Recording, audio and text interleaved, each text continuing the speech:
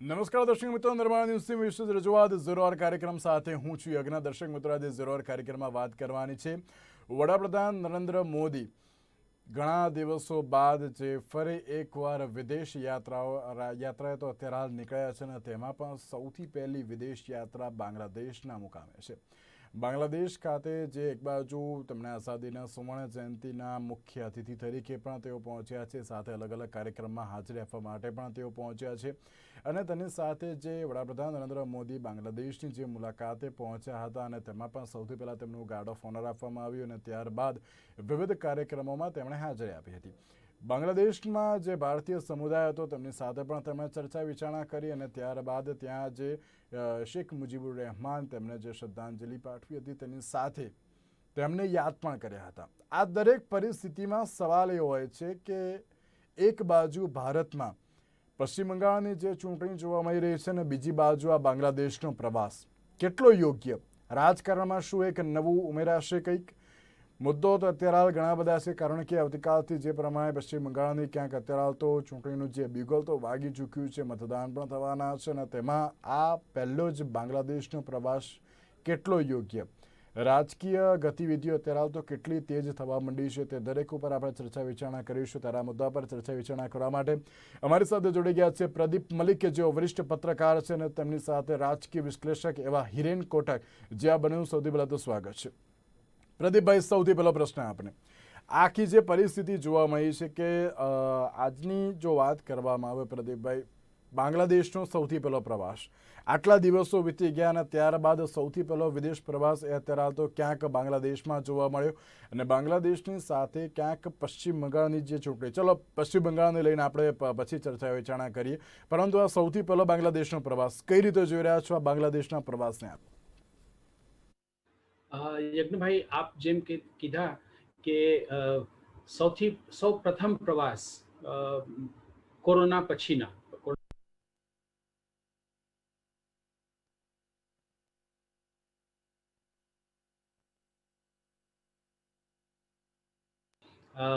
અમે લોકો જેમને એના લિબરેશનમાં અમારા ભારતના બહુ મોટા હાથ રહ્યા છે, અને બાંગ્લાદેશ પણ ભારત સાથે બહુ સરસ સંબંધ જાળવી રાખ્યા છે વર્ષોથી, 1971થી.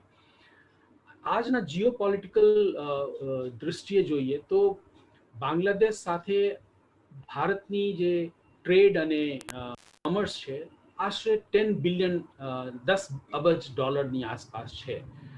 આપણા માટે બહુ મોટા બિઝનેસ છે, અને દક્ષિણ એશિયામાં ટ્રેડિંગ તમે જુઓ,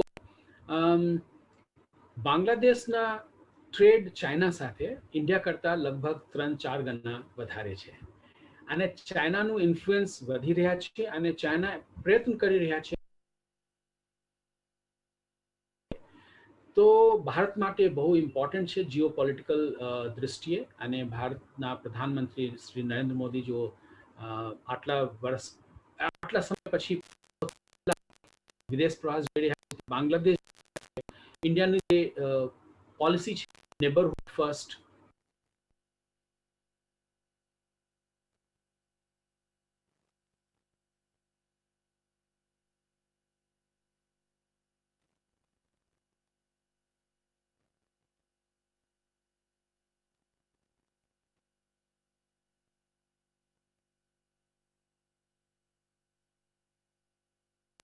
સાથે સાથે બંગબંધુ, એમનું ફાધર ઓફ ધ નેશન કહેવાય, મુજીબુર રહેમાનનું સેન્ટિનરી યર પણ એ લોકો ઉજવી રહ્યા છે. તો બહુ 3-4 મુદ્દાઓ છે, 3-4 ઇમ્પોર્ટન્ટ વિષયો છે, એક સાથે થઈ રહ્યા છે. અને આપના દેશના વડાપ્રધાન ત્યાં એક અતિથિ તરીકે છે, આપના માટે ગર્વની વાત છે. અને સાથે એ પણ ઇમ્પોર્ટન્ટ છે કે અમે લોકો જીઓપોલિટિક્સના દૃષ્ટિએ બહુ સરસ પગલાં લીધા છીએ. બિલકુલ, એક બાજુ જે ક્યાંક પગલાં તો સારા લેવામાં આવ્યા છે, આટલા દિવસ બાદ આ પ્રકારનો જે બાંગ્લાદેશનો પ્રવાસ યોગ્ય તો કહી શકાય, પરંતુ તેની સાથે અત્યારે હાલ કયા પ્રકારનું રાજકારણ ગરમાયું છે તેને લઈને પણ આપણે ચર્ચા વિચારણા તો કરીશું. હિરેનભાઈ, શું કહેશો? આટલા દિવસ બાદ કોરોના કાળમાં વડાપ્રધાન નરેન્દ્ર મોદીનો સૌથી પહેલો બાંગ્લાદેશનો જ પ્રવાસ, શું કહેશો? યજ્ઞભાઈ, કોરોના કાળમાં પ્રવાસ કરવો એટલે સૌથી પહેલી વાત તો એ કે કોઈ પણ જેટલા વિદેશ વિશ્વના નેતાઓ છે એકબીજાના દેશમાં પ્રવાસ કરવાનું હમણાં ટાળે છે. અને કોઈ પણ પ્રકારની મિટિંગો થતી હોય, યુનિયનની સિક્યુરિટી કાઉન્સિલની મિટિંગ થતી હોય કે કોઈ પણ પ્રકારની એ આપણે જોઈએ તો વિશ્વ કક્ષાનો કોઈ પણ ફોરમની મિટિંગ હોય તો એ ઓનલાઈન જ કરવામાં આવે છે. જેવી રીતે આપણે અત્યારે પણ આજે રીતે ઓનલાઈન પણ ભેગા થઈ રહ્યા છીએ. તો કોરોના કાળના નિયમોને ધ્યાનમાં રાખીને કોઈ રૂબરૂ પ્રવાસ નથી કરી રહી. અહીંયા બંગાળની ચૂંટણીઓ અને એના પ્રથમ ચરણ એ પણ એના પડઘમ શાંત થવાની બરોબર ક્ષણ આવી પહોંચી છે. એવા સમયે જ બરોબર અત્યારે જ 50 વર્ષ પૂરા થઈ રહ્યા છે બાંગ્લાદેશની મુક્તિ દિવસના. એવા જ સમયે જ્યારે ખાસ કરીને જ્યારે ભારતના પ્રધાનમંત્રીને, અને એ પણ એવા પ્રધાનમંત્રી કે બંગાળની ચૂંટણીના મુખ્ય પ્રતિસ્પર્ધી એવા ભારતીય જનતા પાર્ટીના સર્વોચ્ચ નેતા અને ભારતના પ્રધાનમંત્રી એમને મુખ્ય અતિથિનું આમંત્રણ મળે. એટલે ભાજપના નસીબ છે અત્યારે જોર કરે છે એવું સ્પષ્ટ કહી શકાય. કેમ કે પ્રધાનમંત્રી અત્યારે અહીંયા પહોંચ્યા છે તો એમણે ઘણા બધા જૂના ઘાવ પણ તાજા કરી દીધા. અને ખાસ કરીને જે 3 મિલિયન લોકોની કતલેઆમ પાકિસ્તાને જે તે વખતે કરેલી બાંગ્લાદેશની મુક્તિ વખતે એને પણ ખાસ યાદ કરી. અને એમણે પોતે પણ 20-22 વર્ષની ઉંમરે જે રીતે બાંગ્લાદેશ મુક્તિ માટે ભારતમાં જે રીતે અભિયાનો ચાલતા હતા એમાં સત્યાગ્રહમાં એમણે પણ જેલવાસ ભોગવેલો એનો પણ સ્પષ્ટ ઉલ્લેખ એમણે એના વક્તવ્યમાં કર્યો. આ બધી વસ્તુ ભાજપના નસીબ પણ સારા અને એની અસર સ્વાભાવિક રીતે જેમ આપણો મુખ્ય મુદ્દો આ જ છે તો બંગાળની ચૂંટણી ઉપર ચોક્કસપણે આની બહુ જ સારી અસર પડશે. એટલે ભાજપ માટે અને ખાસ કરીને જે મુખ્ય જેમના મતો વધારે નિર્ણાયક છે એવા બાંગ્લાદેશી મુસ્લિમો જે ભારતમાં વસે છે અને ખાસ કરીને બંગાળમાં વસે છે અને બંગાળમાં જે મુખ્ય મતદારો છે, મમતા બેનર્જી જેના પર ગર્વ કરે છે અથવા એમ મુસ્તાક છે કે આ મતો મારા જ છે, એમાં બહુ મોટો ભાગ આજના દિવસમાં પડી ગયો કહેવાય. અને આ પ્રથમ ચરણમાં આવતા જે મુખ્ય મતદારો ખાસ કરીને અહીંયા એ તબક્કાને બહુ સારી રીતે સંબોધન કરી લીધું પ્રધાનમંત્રીએ. એમના 8 પાનાના જે વક્તવ્ય છે એનો મેં બહુ ગહન અભ્યાસ કર્યો. એમણે એમના જે વક્તવ્ય છે એમાં કોઈ પણ મુદ્દાઓ બાકી નથી રાખ્યા અને એની ચોક્કસપણે આ ચૂંટણી પર જબરદસ્ત અસર થવાની જ છે. અને એ લાભ ભારતીય જનતા પાર્ટીને બહુ સારી રીતે મળશે. અને મમતા બેનર્જીના પેટમાં, ટીએમસીના પેટમાં આમ કહી શકાય, ટીએમસીના પેટમાં તેલ રેડાયું છે. ટીએમસી ને શરૂઆતથી જ્યારે આ ચૂંટણી શરૂ થઈ ત્યારથી ઘણા બધા નેતાઓ એમણે ખોયા છે. એટલે કે એમણે ટીએમસી માંથી ભાજપમાં એમને જેને સ્થળાંતર કર્યું હોય અને જેમણે પક્ષ બદલ્યો હોય એવા ઘણા બધા નેતાઓની બહુ મોટી યાદી છે. અને છેલ્લે પણ જે રીતે એક નેતા જે મારી પાસે નામ આવ્યું છે, શેખ આલમ, ટીએમસી ના લીડર છે, એમણે 4 પાકિસ્તાની જે વાત કરી એના કારણે જે મતપૂડો છંછેડ્યો છે એ બહુ જ નુકસાનકારક થવાનો છે ટીએમસી માટે. અને જે આપણે ધારણાઓ અને સ્પેક્યુલેશન કરી રહ્યા છીએ એમાં ક્યાંક ને ક્યાંક ભારતીય જનતા પાર્ટીનો પક્ષ છે એ બહુ જ આગળ ચાલી રહ્યો છે.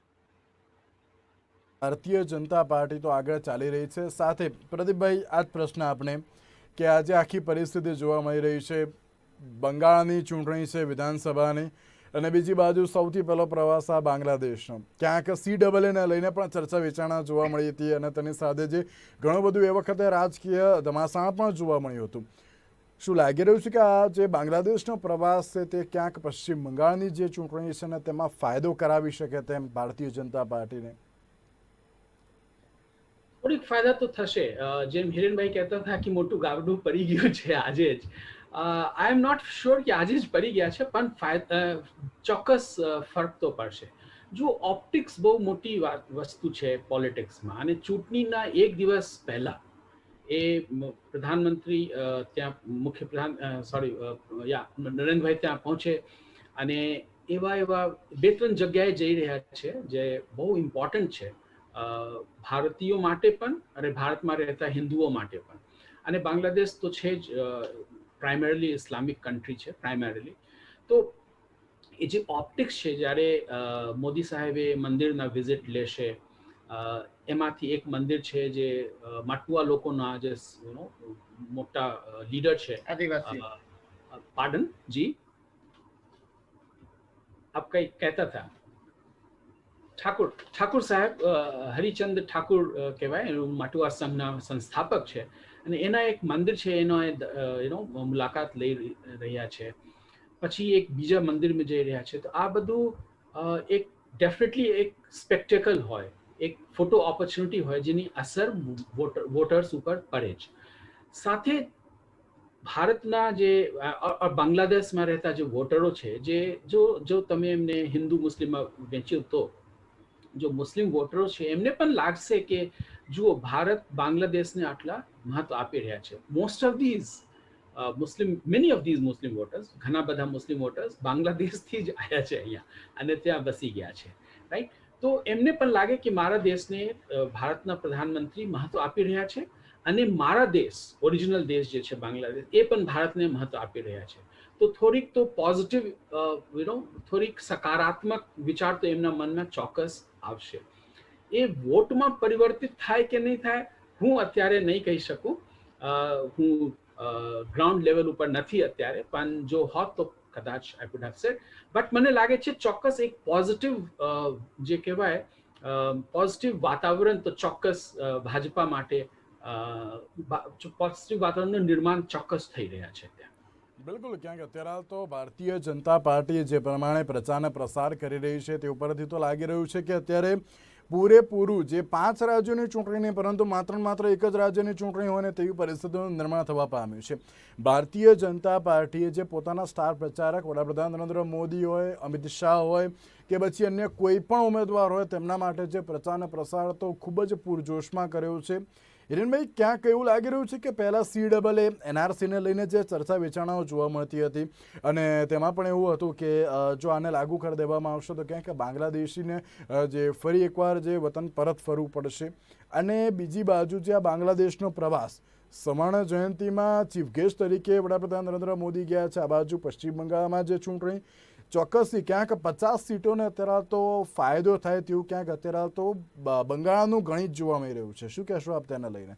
કારણ કે CAA લઈને, એક મિનિટ હિરેનભાઈ, CAA લઈને અને NRCને લઈને ક્યાંક બાંગ્લાદેશીઓ નારાજ પણ થયા હતા કે આ પ્રકારની જો પરિસ્થિતિ સર્જાશે તો અમે શું કરીશું તેમ. શું કહેશો હિરેનભાઈ? બિલકુલ, આપની વાત સાચી છે ને. અંદેશો સ્વાભાવિક રીતે પહેલેથી જ હતો, કારણ કે સૌથી વધારે તો ખાસ કરીને બાંગ્લાદેશી મુસલમાનો અને ઘણા બધા બીજા બાંગ્લાદેશીઓ પણ, ખાસ કરીને હિન્દુઓ પણ એમને બંગાળમાં ઘણા વર્ષોથી હિજરત કરવાનું ચાલુ જ રાખ્યું છે. ઘણા બધા બાંગ્લાદેશી નાગરિકો છે અને ભારતના નાગરિકો નથી એવા લોકો પણ ભારતમાં રહે છે. માટે આપનો આ સવાલ અને મુદ્દો બહુ જ અગત્યનો છે, અસ્થાને બિલકુલ નથી. એક મોટી બાબત સમજવા જેવી એ છે કે જે પોલિટિકલ સાયન્સના જે લોકો અભ્યાસો છે અથવા એના સ્ટુડન્ટ હોય અને જે લોકો આનો અભ્યાસ કરે, ખુદ પ્રધાનમંત્રી પોતે પોલિટિકલ સાયન્સના સ્ટુડન્ટ રહ્યા છે BHU થી, તો એમણે પણ આ વાતને બહુ સારી રીતે ધ્યાનમાં લીધી છે કે પોલિટિક્સમાં હંમેશા એવું હોય છે કે 2 પ્રકારના વોટિંગ થતા હોય છે, એક ઇમોશનલ વોટિંગ હોય છે અને એક ફેક બેઝ. તો ફેક બેઝ વોટિંગ છે એ આપણા ગુજરાતની પેટર્ન છે અને ગુજરાત સિવાયના મહારાષ્ટ્રની પણ આ પેટર્ન છે. એવા ઘણા બધા રાજ્યો છે જેમાં ફેક બેઝ થતું. ઇમોશનલ વોટિંગની પેટર્નમાં કદાચ સૌથી પહેલું નામ લેવું હોય તો બંગાળનું લઈ શકાય. માટે બંગાળમાં ઇમોશનલ વોટિંગ બહુ અગત્યનું છે. એટલે જ અહીંયા પ્રધાનમંત્રીની આ યાત્રા છે એ ગાબડું પાડી શકે છે એવો શબ્દ મેં વાપર્યો છે. કેમ કે એ પ્રધાનમંત્રીની ખાસિયત પણ છે અને પ્રધાનમંત્રીની એ ચાલાકી પણ છે. ચાણક્યનું નામ આપણે ભલે અમિતભાઈ શાહને આપતા હોઈએ, પરંતુ ખરા ચાણક્ય નરેન્દ્રભાઈ મોદી પણ છે અને એમણે બહુ જ સારી રીતે પોતાના વક્તવ્યમાં, માત્ર વક્તવ્યમાં નહીં પરંતુ અત્યાર સુધીના દરેક સ્ટેટમેન્ટમાં, દરેક મૂવમાં, દરેક જેસ્ચરમાં પણ એમણે ખાસ ઉલ્લેખ કરેલો છે કે બાંગ્લાદેશ માટે એમનું વલણ છે એ કૂણું રહેશે. આ એક સૌથી મોટો ઈશારો એમણે દરેક પ્રકારના મૂવમાં આપેલો છે. એના કારણે બાંગ્લાદેશીઓ આશ્વસ્ત પણ છે. બાંગ્લાદેશ મુક્તિ વખતે આપણા દેશમાંથી ઘણા બધા એવા નામો લઈ શકાય, ફિલ્ડ માર્શલ માણેકશા સહિતના, કે જેમણે ખૂબ જ કામ કર્યા છે. આપણા જનરલ JD બક્ષી મોટી મૂછો વાળો ત્રાડો પાડતા હોય છે ટીવી ચેનલ પર, એ પણ હતા. જનરલ PC શર્મા બહુ સારી રીતે એમને, PC શર્મા સાથે મારે ઘણા વર્ષો મિત્રતા, એ ઘણા 3 વર્ષ પહેલા એમનું દેહાંત થયું અને એમણે 3 દેશના રાજદૂત તરીકે પણ કામ કરેલું. એમનું સન્માન બાંગ્લાદેશે કરેલું. શેખ હસીનાજીએ એમને બોલાવેલા. એવી રીતે જનરલ JD બક્ષીને પણ 3 વાર બોલાવેલા છે. જનરલ PC કટોચને પણ બોલાવેલા છે, જે air chief marshal technical department હતા. કારગિલ વખતે ખાસ એમનો રોલ બહુ અગત્યનો હતો, જેવી રીતે જનરલ VP મલિકનો પણ હતો. એટલે ભારત સાથેના સંબંધો જે છે બાંગ્લાદેશના, એ બહુ જ લાગણીભર્યા રહ્યા છે ને પહેલેથી જ બાંગ્લાદેશની મુક્તિમાં ભારત માટેની જે કૃતજ્ઞતા વ્યક્ત કરવામાં આવે છે. સતત વારંવાર નાના મોટા પ્રોગ્રામો, અને જ્યારે પણ જ્યારે આ દિવસ નજીક આવે, એનો સ્વતંત્રતા દિવસ, ત્યારે ભારતના ખાસ કરીને લશ્કરી પાંખના વડાઓ અને જે તે સમયે આ ચળવળમાં ભાગ લેનાર લોકોને પણ જોડવામાં આવે છે. એ જ બતાવે છે કે બાંગ્લાદેશ સાથેના સંબંધો સ્વાભાવિક રીતે બાંગ્લાદેશ કહું ને કે આપણે કે Bangladesh is thankful to India four there independence. અને આ બાંગ્લાદેશનો જ બંગાળ સાથેનો સંબંધ, તેમ છતાં અત્યાર સુધી સમજો તમે કે કોંગ્રેસને જ સપોર્ટ મળતો રહેતો અને કોંગ્રેસમાં જ છૂટી પડેલી ટીએમસીને પણ એ જ એનો લાભ મળતો રહ્યો. ટીએમસીએ બહુ સારી રીતે બાંગ્લાદેશી નાગરિકોને અહીંયા સમાવ્યા, ઘણા બધા લોકોને એમને અહીંયા રાશન કાર્ડ આપ્યા, એમને ચૂંટણી ઓળખપત્રો પણ આપ્યા, અને એમ કરીને એમણે પોતાનો વોટ બેંક છે એ હંમેશા જાળવી રાખી. એ જાળવી રાખેલી વોટ બેંકમાં છેદ પાડવાનું કામ બહુ સારી રીતે પ્રધાનમંત્રીએ કર્યું જ છે. એ ગાબડું જ કહેવાય, ગાબડું નહીં પણ મહાગાબડું. અને આગળ જતા ચૂંટણીના પરિણામો ઉપરથી પણ ખ્યાલ આવશે કે આમની યાત્રા કેટલી ફળદાયી રહી. બિલકુલ, એક બાજુ જે યાત્રા કેટલી ફળદાયી છે તેના લઈને તો ચર્ચા વિચારણા કરવી યથાવત છે. પ્રદીપભાઈ, જ્યારે વડાપ્રધાન નરેન્દ્ર મોદી બાંગ્લાદેશ પહોંચ્યા હતા, એરપોર્ટ પર તેમનું સ્વાગત કરવામાં આવ્યું હતું, અને બીજી બાજુ જે કાર્યક્રમ અંતર્ગત તેઓ જવાના હતા ત્યાં પણ બાંગ્લાદેશીઓ દ્વારા વડાપ્રધાન નરેન્દ્ર મોદીનો વિરોધ કરવામાં આવ્યો હતો. 20 જેટલા બાંગ્લાદેશીઓને ક્યાંક ઘાયલ પણ થયા હતા તેવા પણ સમાચાર સામે આવ્યા કે બાંગ્લાદેશમાં કે ક્યાંક અત્યારે તો વિરોધ પ્રદર્શન વડાપ્રધાન નરેન્દ્ર મોદી વિરુદ્ધ જોવા મળી રહ્યું છે, પરંતુ તેની અસર અને તેનો ફાયદો ક્યાંક પશ્ચિમ બંગાળમાં જોવા મળે તેવું લાગી રહ્યું છે. કારણ કે CAA NRC બાંગ્લાદેશો દ્વારા વિરોધ પ્રદર્શન જોવા મળ્યું હતું. પશ્ચિમ બંગાળમાં મમતા બેનર્જીએ પણ સખત વિરોધ કર્યો હતો, કારણ કે વોટ બેંક ક્યાંક તૂટી જાય તેવી પણ પરિસ્થિતિ જોવા મળી હતી. પરંતુ આ દરેક વસ્તુ પછી હમણાં જ 1-2 દિવસ પહેલાં જે એક ઇન્ટરવ્યૂમાં જોવા મળ્યું હતું કે અમિત શાહ દ્વારા એમ જ કહેવામાં આવ્યું કે ના, CAA લાગુ થશે. અત્યારે હાલ કોરોના કાળ ચાલી રહ્યો છે અને તે પ્રમાણે અમે CAAને લઈને કોઈ ચર્ચા વિચારણા નથી કરી અથવા તો કોઈ લાગુ કરવાની વાત પણ અમે નથી કરી, પરંતુ અમે લાગુ કરીશું જ. અને બીજી બાજુ આ બાંગ્લાદેશનો પ્રવાસ, ક્યાંક વિરોધ પ્રદર્શન તો જોવા મળે છે, પરંતુ એનો સીધો ફાયદો ક્યાંક અત્યારે મમતા કહી શકાય પશ્ચિમ બંગાળને મળે એવો છે. કારણ કે મમતા બેનર્જીની વાત કરીએ, તેમના દ્વારા તો પૂરજોશમાં પ્રચાર પ્રસાર કરવામાં આવી રહ્યો છે. બીજી બાજુ આ બાંગ્લાદેશનો જે પ્રવાસ, ક્યાંક વડાપ્રધાન નરેન્દ્ર મોદી આ મોકે પે ચોકા એવી પરિસ્થિતિ રાખી હોય તેવું લાગી રહ્યું છે. ચોક્કસ યજ્ઞભાઈ, ચોક્કસ મને લાગી રહ્યા છે. અને વડાપ્રધાનનો જે ત્યાં વિરોધ થઈ રહ્યા છે, ધેટ કન્ફર્મ્સ જે વર્સ્ટ ફિયર છે, જે આટલા વર્ષ સુધી લોકો વાત કરતા હતા પણ એક્શન નથી લેવાતા હતા, જે વર્સ્ટ ફિયર છે કે બાંગ્લાદેશથી આયા મુસલમાનો, બાંગ્લાદેશથી આયા આ લોકો અમારી ઓપોર્ચ્યુનિટી હડપી લીધા છે. તો ઇટ કન્ફર્મ્સ, જે કોઈ કહેતા હતા કે ના ના એ બાંગ્લાદેશના નથી તમામ લોકો, નેચરલ ઓર્ગેનિક ગ્રોથ છે પોપ્યુલેશનના. ઇટ કન્ફર્મ્સ કે બાંગ્લાદેશના લોકોને ખ્યાલ છે અને ઇન્ડિયામાં જે હિન્દુઓ છે એમને ખ્યાલમાં આવી જશે કે ચોક્કસ એ જ લોકો છે એટલે એ વિરોધ કરી રહ્યા છે. સો ભાજપાને ચોક્કસ એનું ફાયદા થશે. યજ્ઞભાઈ, એક વાત ઓર હું કહું, હિરેનભાઈ પણ એની વાત કરતા હતા કે ભારત અને બાંગ્લાદેશની જે સાંસ્કૃતિક સંબંધ છે બહુ જૂના સંબંધ છે. We all know Bangladesh was part of India. ભંગ જ્યારે થયા 1905માં, એ અંગ્રેજો લોકો જે ભંગ કર્યા હતા 1905માં, ત્યારથી લઈને આજ સુધી જે રીતે બંગાળનું ભંગ ન થાય, જે રીતે ભારતના બંગાળીઓ જે હવે ભારતમાં છે અત્યારે અને બાંગ્લાદેશના બંગાળીઓ જે લોકોએ જે રીતે સ્ટ્રગલ કર્યા એ બહુ આપણા ઇતિહાસને એક સ્વર્ણ કાલ કહેવાય. બીજી કે બાંગ્લાદેશના લોકો પોતાને સાચા બંગાળી કહે છે. તમને બહુ ઇન્ટરેસ્ટિંગ વાત છે કે એ લોકો પશ્ચિમ બંગાળ, વેસ્ટ બંગાળના બંગાળીઓને કહે છે તમે લોકો તો ખોટા બંગાળીઓ, અમે લોકો સાચા બંગાળી. કેમ કે અમે લોકો પોતાના ભાષા માટે, પોતાની માતૃભાષા માટે સેક્રિફાઈસ કર્યા છે. જે હિરેનભાઈ કીધા કે 3 મિલિયન લોકો, 30 લાખ લોકોનો મેસેકેર કર્યા છે પાકિસ્તાન, એમને દબાવવા માટે 30 લાખ લોકોને મેસેકેર કર્યા છે અને કેટલા અત્યાચારો કર્યા. શાના માટે બાંગ્લાદેશીઓ સહન કર્યા? કેમ કે એમને બાંગ્લાદેશ, ઈસ્ટ બંગાળ ઉપર ત્યારે, ઈસ્ટ પાકિસ્તાન ઉપર ત્યારે ઉર્દુની જે ઓર પંજાબી કલ્ચરને જે એ લોકો લાદી રહ્યા છે એનો વિરોધ કરતા હતા. તો એમનો બાંગ્લાદેશનું બંગાળીઓ ભાષા માટે જે પ્રેમ છે એ બહુ અગત્યનું વાત છે. અને વડાપ્રધાન આજકાલ બંગાળમાં પ્રચાર કરતા કરતા બંગાળી પણ બાંગ્લા જી, જી, બાંગ્લા પણ બોલતા થઈ ગયા છે. ખેલા હોવે એ પણ કહેતા થઈ ગયા છે. ખેલા ખતમ હોવે એ પણ કઈ કહેતા થઈ ગયા છે. It's all appealing to the culture, it's all appealing to the sentiments, અને સરસ સેન્ટિમેન્ટ અપીલ. ધીસ બંગાળી બાંગ્લાદેશના 50 યર્સનું સેલિબ્રેશન ભાજપા માટે golden opportunity, God send opportunity છે. એ જ વખતે થઈ રહ્યા છે જ્યારે પશ્ચિમ બંગાળમાં ચૂંટણી છે. બિલકુલ, કારણ કે આ આખું ક્યાંક પ્રી પ્લાનિંગ તો આમ તો ના જ કહી શકાય, કારણ કે એક બાજુ પશ્ચિમ બંગાળની જે ચૂંટણી જોવા મળી રહી છે, બીજી બાજુ બાંગ્લાદેશનો આ પ્રવાસ, ક્યાંક જે વડાપ્રધાન નરેન્દ્ર મોદીએ એમ કહ્યું હતું કે ના, અમે બોંગલા બંધુઓને અમે યાદ અત્યારે હાલ પણ કરીએ છીએ. જ્યારે આ બાંગ્લાદેશમાં પહોંચ્યા હતા, નિવેદન જ્યારે તેમણે આપ્યું હતું, ત્યારે બાંગ્લા બંધુ તેમણે સૌથી વધારે ભાર તેની ઉપર મૂક્યો હતો.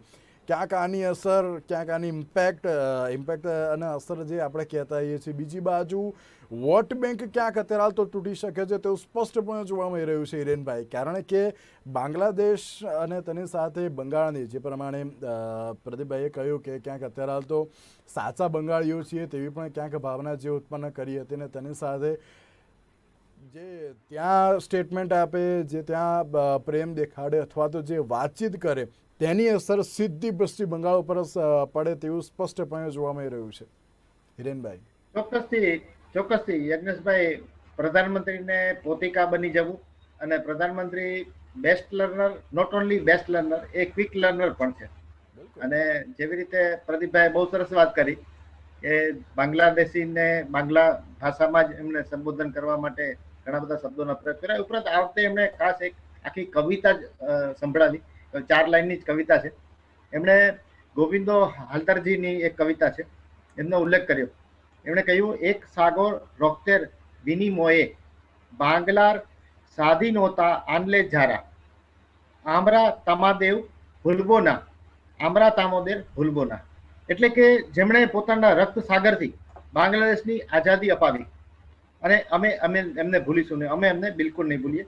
બંધુગણ એટલે કે ભાઈઓ અને બહેનો, એમનો જે મુખ્ય સંબોધન હોય છે, ભાઈઓ અને બહેનો, એક નિરંકુશ સરકાર આપના નાગરિકોનું નરસંહાર કરી રહી હતી. એમણે બહુ સરસ રીતે બંગાળને પણ આ કવિતા દ્વારા જોડી દીધું. બંગાળમાં જેવી રીતે મમતા બેનર્જી દ્વારા ઘણા બધા નરસંહારો, ખાસ કરીને એમણે યાદ કર્યું છે આરએસએસના ઘણા બધા નેતાઓ અને ભારતીય જનતા પાર્ટીના ઘણા બધા નેતાઓનો જે રીતે નરસંહાર થયો, એ બધી વાતને એમણે એક જ કવિતા દ્વારા યાદ કરાવી દીધી. ખાસ કરીને અત્યારે મારે યાદ કરવી છે નોટબંધીને.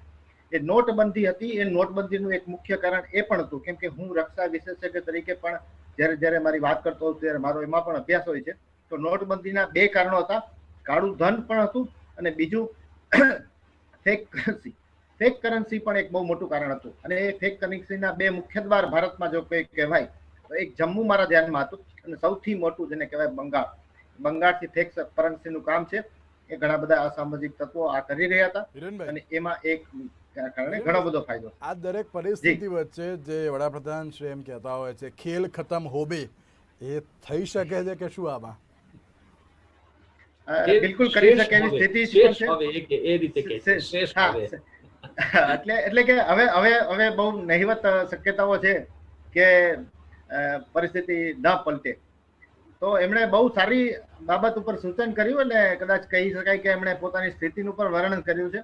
એમણે એડી ચોટીનું જોર લગાડ્યું છે, માત્ર પ્રધાનમંત્રીએ જ નહીં, અમિત શાહે પણ. અમિત શાહની જબરદસ્ત મહેનત છે ત્યાં. અને જો બંગાળ કદાચ ભારતીય જનતા પાર્ટી છે સર કરી લે છે, તો ભારતીય જનતા પાર્ટીનો પગપેસારો સાઉથ તરફ બહુ મોટી આગેકૂચ કરશે, એ પણ એક બહુ મોટી હકીકત છે. આ મમતા બેનર્જીને વાઘણ તરીકે ઓળખાય છે, બંગાળની વાઘણ. પણ આ બંગાળની વાઘણ હવે ઘાયલ અવસ્થામાં ફરી રહી હોય એવા ઘણા બધા ચિહ્નો જોઈ શકાય છે. મમતા બેનર્જી હિન્દુ વોટ માટે પણ કમર કસવાનું શરૂ કર્યું છે. એ ખાસ ઇશારાઓ સમજવા જેવા છે.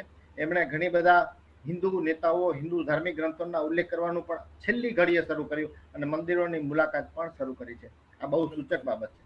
બિલકુલ સાચી વાત છે, કારણ કે અત્યારે હાલ જે હિન્દુત્વ કાર્ડની જે એક શરૂઆત કરી હતી, અને બીજી બાજુ પ્રદીપભાઈ, છેલ્લો પ્રશ્ન આપણે ટૂંકમાં જ કહેજો કે વડાપ્રધાન નરેન્દ્ર મોદી તો અત્યારે હાલ જે બાંગ્લાદેશ ગયા છે, બંગાળીઓને ક્યાંક રીઝવવાનો પ્રયાસ કરી રહ્યા છે. મમતા બેનર્જી હિન્દુત્વ કાળ જે પહેલેથી શરૂઆત થઈ ગઈ હતી અને જ્યારે તેમણે કહી શકાય કે પોતાની બેઠકો પર નામાંકન ભરવા માટે તેઓ ગયા હતા ને ત્યારથી જ એમણે જે તેની પહેલાંથી મંદિરોના દર્શન કરવાનું ચાલુ કર્યું હતું, હિન્દુ ધર્મ ઉપર વાતચીત કરવાનું ચાલુ કર્યું હતું. અને બીજી બાજુ વડાપ્રધાન શ્રી નરેન્દ્ર મોદીએ એક જ વસ્તુ કહી રહ્યા, ખેલ ખતમ હોબે, એટલે કે એ પ્રકારનું જે સ્ટેટમેન્ટ આપી રહ્યા છે. શું લાગી રહ્યું છે છેલ્લે તમે શું કહેવા માંગશો આ મુદ્દાને લઈને? બસ ચૂંટણી તો શરૂ થવાની જ છે. Let us wait. થોડાક લાંબુ ચાલશે, 1 મહિના ઓલમોસ્ટ ચાલશે. 2 મે આવવાના છે રિઝલ્ટ, ત્યારે જોઈશું શું અસર થાય છે. પણ જે રીતે હિરેનભાઈ કીધા અને તમે પણ કહી રહ્યા છો, અસર તો થોડાક ચોક્કસ થશે. બાંગ્લાદેશ ભારત માટે બહુ જ ઇમ્પોર્ટન્ટ દેશ છે. હું બીજી વસ્તુ કહી રહ્યો છું, બહુ ઇમ્પોર્ટન્ટ વસ્તુ છે. દુનિયામાં જે કોઈ 2 દેશ સૌથી વધારે નંબર ઓફ રિવર્સ શેર કરતા હોય છે, એ ઇન્ટરેસ્ટિંગ ફેક્ટ છે એટલે કહું છું. મોર દેન 50 રિવર્સ ભારત અને બાંગ્લાદેશ એકબીજા સાથે શેર કરે છે. This is an interesting fact. I thought અમારા દર્શકોને બહુ મજા આવશે જાણતા. 50 નદીઓથી વધારે અમે લોકો શેર કરી રહ્યા છે. કમિંગ બેક ટુ યોર પ્રશ્ન યજ્ઞભાઈ, મને પણ લાગે છે કે ચોક્કસ it's a good spectacle for BJP. Godsend, ભગવાન દ્વારા આપેલા એક વરદાન છે એમ ભાજપા માટે કે ચૂંટણી વખતે જ 50મા સાલગીરા આઝાદીની એ લોકો અથવા તો ચૂંટણી એ જ સમય યોજવામાં કંઈક હાથ છે. બિલકુલ બિલકુલ. ચૂંટણી તો ડ્યુ હતી, તો આઈ ડોન્ટ નો કેટલા ચૂંટણી પંચ પ્લેડ જે રીતે વિરોધ પક્ષો આક્ષેપ કરતા હોય છે કે ચૂંટણી પંચ ઉપર ભારતીય જનતા પાર્ટીનો કાબુ છે, એ મુજબ ચૂંટણીઓ એવા જ સમય યોજાય હોય એવું પણ કરી શકે. બિલકુલ. એક બાજુ તો જે પ્રમાણે અત્યારે હાલ બાંગ્લાદેશની આપણે વાત કરતા હોઈએ છીએ, બાંગ્લાદેશના જે પ્રવાસે વડાપ્રધાન શ્રી નરેન્દ્ર મોદી તો પહોંચ્યા છે. ક્યાંક બંગાળીઓને રીઝવવાનો જે પ્રયાસ છે કે પછી પશ્ચિમ બંગાળમાં હવે તેની કેવા પ્રકારની અસર પડશે તે તો હવે જોવાનું જરૂર. 2 દિવસનો પ્રવાસે વડાપ્રધાન નરેન્દ્ર મોદીએ જે આજે બાંગ્લાદેશમાં શરૂઆત તો કરી હતી કે બંગાળી બોલીને ક્યાંક તેમને રીઝવવાનો પ્રયાસ કર્યો હતો, તો હવે જે પશ્ચિમ બંગાળમાં જે હવે ચૂંટણી છે તેને કેવા પ્રકારની અસર રહેશે, કેવી રીતનું હવે મતદાન થશે તે તો હવે જોવાનું છે. તેની સાથે પ્રદીપભાઈ, હિરેનભાઈ બંનેનો આભાર અમારી સાથે ચર્ચામાં જોડાવા માટે. તો આજના ઝીરોમાં સર્વચ આપશો. નમસ્કાર.